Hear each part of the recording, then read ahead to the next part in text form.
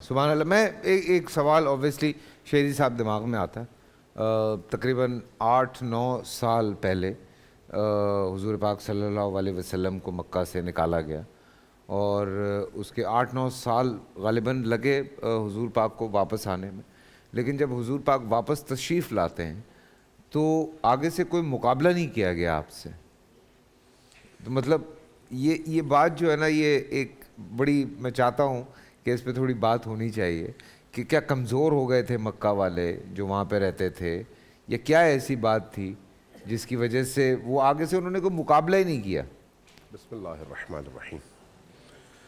فتح مکہ کا موضوع اصل میں اسلام اور کفر کے درمیان موجود تمام معرکوں میں سب سے بڑا ایسا موضوع ہے جس سے حق اور باطل کے درمیان شناخت کے حوالے سے اور حق کے لبادے میں چھپے ہوئے لوگوں کی شناخت کے حوالے سے بھی، اور باطل کے اندر موجود بظاہر جو طاقت نظر آتی ہے اس طاقت سے مرعوبیت کے نتائج کے حوالے سے بھی بہت کچھ سیکھنے کو ملتا ہے.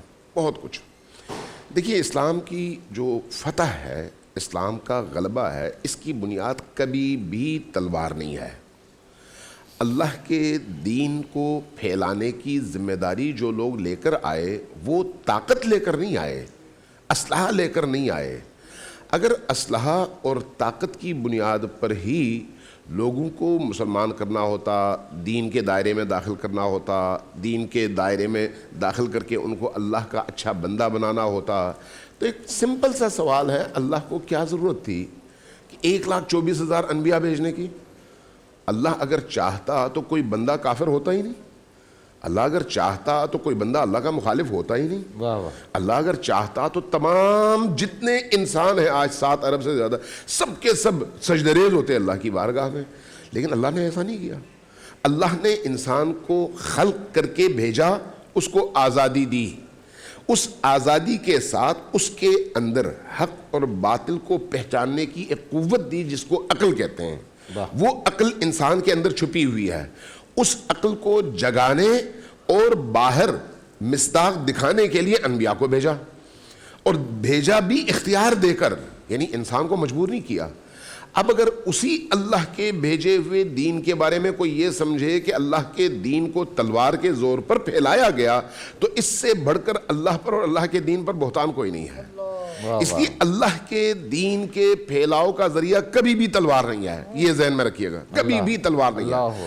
اللہ کے دین کو پھیلانے کا جو ذریعہ ہے وہ ہے عقل، وہ ہے دلیل، وہ ہے علم، وہ ہے معرفت، وہ ہے کردار. لہٰذا نبی کریم یتیم عبداللہ ہونے کے باوجود تمام عربوں میں محبوب تھے اپنے کردار کی وجہ سے. تمام لوگ ان کی دعوت توحید کے مخالف تھے لیکن ان کی صداقت و امانت کے معترف تھے اس کردار کی وجہ سے. لہٰذا اسلام کے پھیلنے کی جو وجہ ہے وہ لوگوں کی تربیت ہے، وہ لوگوں کے اندر ایمان ہے. ابھی مفتی صاحب نے بڑا اچھا اشارہ کیا. آپ دیکھیں 2 جنگیں ہیں ایک دوسرے کے پیچھے پیچھے، ایک بدر ہے ایک احد ہے. احد میں بدترین شکست ہے اور بدر میں بہترین کامیابی ہے. وجہ کیا ہے؟ بدر میں تعداد کم، احد میں دشمن کی تعداد زیادہ. بدر میں دشمن کی تعداد زیادہ، مسلمانوں کی تعداد کم. ادھر اسلحہ کم، ادھر اسلحہ زیادہ. ادھر کمزور لوگ پہلی دفعہ کسی اس طرح کی جنگ کا سامنا کر رہے ہیں، ادھر وہ ہمیشہ مسلمانوں کو مارتے رہے، انہیں گھمنڈ ہے، طاقت کا احساس ہے.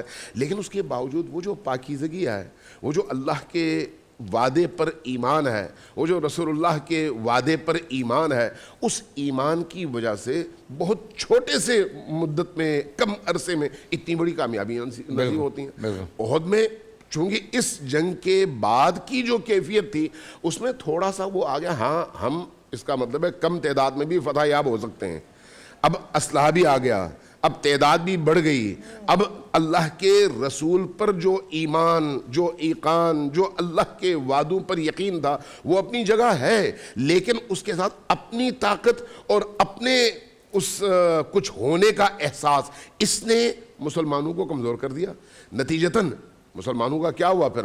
وہی تعداد جو مسلمانوں کی ادھر کافروں کی مری، ادھر مسلمانوں کی شہید ہوئی، وہی تعداد، جبکہ تعداد ادھر زیادہ تھی مسلمانوں کی۔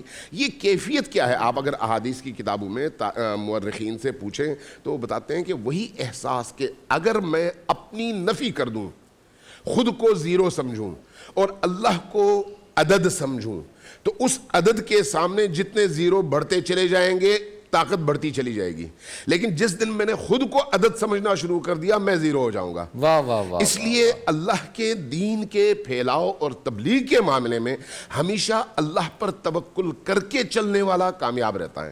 آپ اسی فتح مکہ میں دیکھ لیں، فتح مکہ میں اگر فتح مکہ کی رات کے واقعات پڑھ لیں نا، یہ عبد الرحمن مبارک پوری صاحب نے رحیق المختوم میں لکھی ہے، ان کے بہت نامور اور بڑے عالم ہیں، اور میں نے اس کو تھارولی اس کتاب کا مطالعہ کیا ہے رحیق المختوم کا۔ اس میں آپ پڑھیں، آپ کو عجیب و غریب چیزیں نظر آئیں گی۔ جو لوگ مسلمان ہوئے وہ کس طرح سے مسلمان ہوئے، کیا واقعی ان کے اندر ایمان آنے کے بعد مسلمان ہوئے یا مجبوری تھی؟ وہ رحیق المختوم میں انہوں نے لکھی ہے یہ بات۔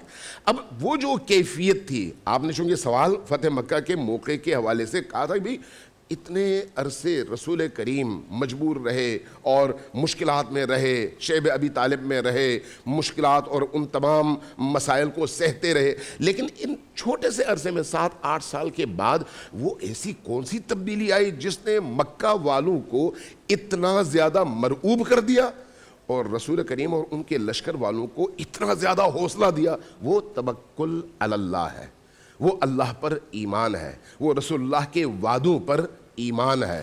اس ایمان کی وجہ سے آپ دیکھتے ہیں کہ جب فتح مکہ ہوتا ہے اور یہ لشکر مکہ میں داخل ہوتا ہے تو وہاں پر بھی ایک بات یہاں پر وہ ان دا بریکٹس عرض کرتا جاؤں کہ آج بھی کوشش یہ ہوتی ہے کہ امیر المؤمنین علی ابن ابی طالب کے کارناموں کو کمرنگ کر کے دکھایا جائے، کوشش یہ ہوتی ہے، اور بہت سارے لوگ یہ کرتے ہیں۔ ہم نے الحمدللہ اس پورے عرصے میں ان 20 دنوں میں یہاں پر بڑی اچھی فضا دیکھی اور رکھی کہ ہم حقائق کو بیان کریں جس طرح سے ہیں۔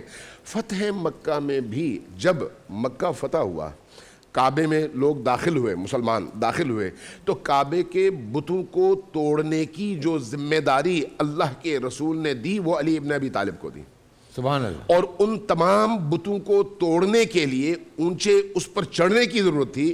رسول اللہ نے کندھے پیش کیے، امیر المؤمنین رسول اللہ کے کندھے پر چڑھے۔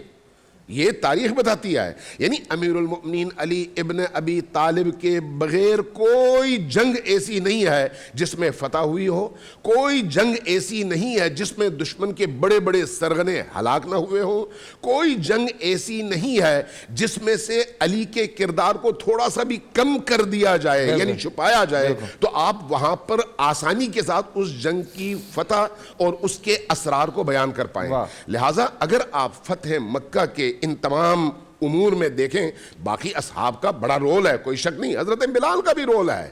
حضرت بلال جیسے یعنی سیاہ پوست لیکن اعلیٰ انصحاب کے درمیان علی ابن ابی طالب کو آپ دیکھتے ہیں تو ان کا جو رول آپ کو فتح مکہ میں نظر آتا ہے، یعنی تمام انبیاء کے خوابوں کی تکمیل ہے کہ بتوں کو توڑ کر اللہ کے گھر کو بت پرستی سے اس طرح سے پاک کر دیا جائے کہ اس کے بعد تا قیام قیامت کوئی تصور نہ کر سکے کہ اللہ کے گھر میں کوئی بت کھڑا ہو سکتا ہے۔ یہ فتح مکہ ہے، اور اس فتح مکہ میں جو اصلی ترین سبب ہے وہ مسلمانوں کی تعداد نہیں ہے، مسلمانوں کی تلواریں نہیں ہیں، بلکہ مسلمانوں کے اندر موجود ایمان ہے۔ اور اصل چیز یہ ہے کہ یہ ایمان ہمیشہ قائم نہیں رہتا۔ سبحان اللہ۔ ہم سب کا یہی حال ہے، اس لیے رسول کریم کی ایک دعا ہے اور بڑی عجیب دعا ہے۔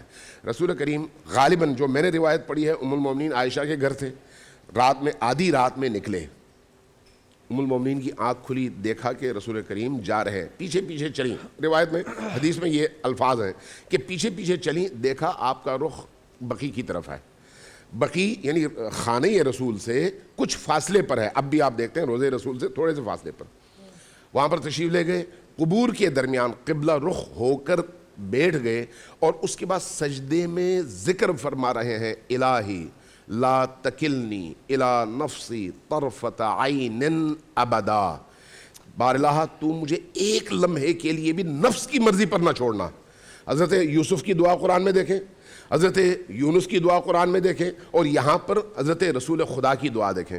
یعنی انسان چیز ہی ایسی ہے کہ اگر ایک لمحے کے لیے وہ خدا سے غافل ہو جائے, بالکل شیطان کے زنجیر میں آ جائے, تو اس کی دنیا بھی گئی, آخرت بھی گئی. اس لیے ایمان, بات کر رہے ہیں کہ نبی جو ہیں رسول وہ بھی یہ دعا فرماتے ہیں, وہ یہ دعا فرماتے ہیں. بول انٹرٹینمنٹ کے شوز دیکھنے کے لیے ہمارے چینل کو سبسکرائب کریں اور بیل آئیکن پر کلک کرنا نہ بھولیں.